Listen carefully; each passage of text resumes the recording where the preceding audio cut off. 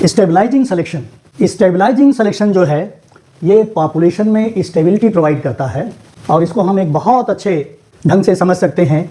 एक normal distribution curve है, एक नेचुरल पॉपुलेशन है जिस पर ये फिनोटिपिक कैरेक्टरिस्टिक हैं और इधर से फ्रीक्वेंसी है इंडिविजुअल्स की, और ये अच्छे ढंग से एक्सप्लेन किया जा सकता है कंटिन्यूअस फिनोटिपिक वेरिएशंस के द्वारा। स्टेबलाइजिंग सिलेक्शन जो है ये फेवर करता है ऐसे इंडिविजुअल्स को जिनके इंटरमीडिएट फिनोटाइप्स होते हैं, और ये दोनों एक्सट्रीम्स को, ये फिनोटिपिक कैरेक्टरिस्टिक हैं तो फिनोटिपिक कैरेक्टरिस्टिक का ये रेंज है, तो इसके दोनों एक्सट्रीम्स को ये एलिमिनेट करता है पॉपुलेशन से, और ये सभी तरह के पॉपुलेशन में पाया जाता है। ये कोई इवोल्यूशनरी चेंज नहीं प्रोड्यूस करता है, ये फिनोटिपिक स्टेबिलिटी मेंटेन करता है पॉपुलेशन में जनरेशन टू जनरेशन, एक जनरेशन से दूसरे नेक्स्ट जनरेशन। तो ये ओरिजिनल नेचुरल पॉपुलेशन है, ये नेक्स्ट जनरेशन है। ये देखिए नॉर्मल डिस्ट्रीब्यूशन कर्व है, ये जो डैश्ड लाइंस हैं ये ओरिजिनल पॉपुलेशन को बता रही हैं, और ये जो सॉलिड लाइन है ये बता रही है distribution of population in next generation.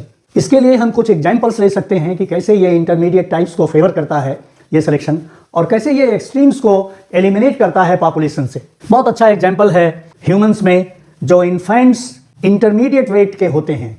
Intermediate wait मतलब जब बेबीज़ का बर्थ होता है उस समय उनका नॉर्मल वेट होना चाहिए 3.6 kg, और ऐसे बेबीज़ जो कि इससे बहुत कम हो या इससे बहुत अधिक हो, उनका सर्वाइवल रेट जो है पॉपुलेशन में बहुत कम होता है। तो वो पॉपुलेशन के लिए वो फ्रूटफुल नहीं है, वो एडवांटेजियस नहीं है, इसलिए ये सिलेक्शन जो है ऐसे बेबीज़ को एलिमिनेट कर देता है पॉपुलेशन से जो एक्सट्रीम फिनोटाइप वाले होते हैं। दूसरे एग्जाम्पल्स हम ले सकते हैं, जैसे डक्स हैं या चिकन्स हैं, उनके जो एग्स होते हैं वो जिनके जो वेट हैं एक इंटरमीडिएट वेट के होंगे, रेंज में होंगे, ऐसे एग्स की हैचिंग जो है वो सक्सेसफुल होती है, और ऐसे एग्स जो इंटरमीडिएट वेट साइज के नहीं होते हैं, या तो बहुत कम होता है या बहुत अधिक होता है एग्स का वेट, उनकी हैचिंग प्रॉपर नहीं होती है, तो पॉपुलेशन से एलिमिनेट हो जाते हैं। एक और एग्जाम्पल है हॉक्स में।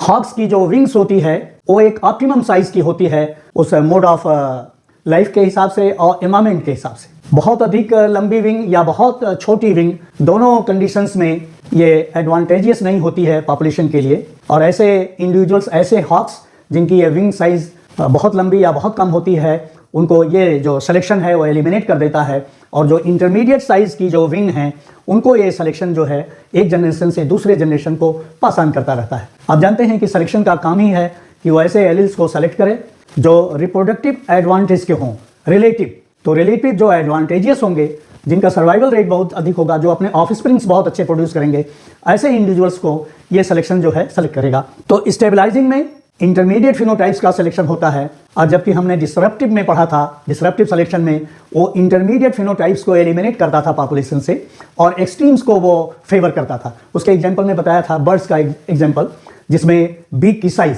3 तरह की हो रही थी, एक लार्ज बीक थी, एक स्मॉल बीक थी, एक इंटरमीडिएट साइज की बीक थी। तो उसमें इंटरमीडिएट साइज की जो बीक थी वो सीड को क्रैक करने के लिए प्रॉपर नहीं थी, इसलिए इंटरमीडिएट साइज के बीक्स जो थे वो एलिमिनेट हो जाते, और डायरेक्शनल में वो एक फिनोटिपिक का एक एंड वो एलिमिनेट करता था और मेन फिनोटाइप को वो दूसरी तरफ शिफ्ट कर देता था। तो दूसरे एक्सट्रीम को वो फॉलो करता था और एक एक्सट्रीम को वो समाप्त कर देता था। इसके एग्जाम्पल में आपको बताया गया था मेलानिज्म का, इंडस्ट्रियल मेलानिज्म, जिसमें वो लाइट कलर्ड माथ को जो है एलिमिनेट कर देता था और जो डार्क माथ से उनको फेवर करता था। तो एक एक्सट्रीम को वो एलिमिनेट करता था, दूसरे को वो फेवर करता था। या डीडीटी और ड्रग्स के लिए जो रेजिस्टेंस इंडिविजुअल्स में डेवलप करता है, वो भी इसके बहुत अच्छे एग्जाम्पल्स थे डायरेक्शनल के।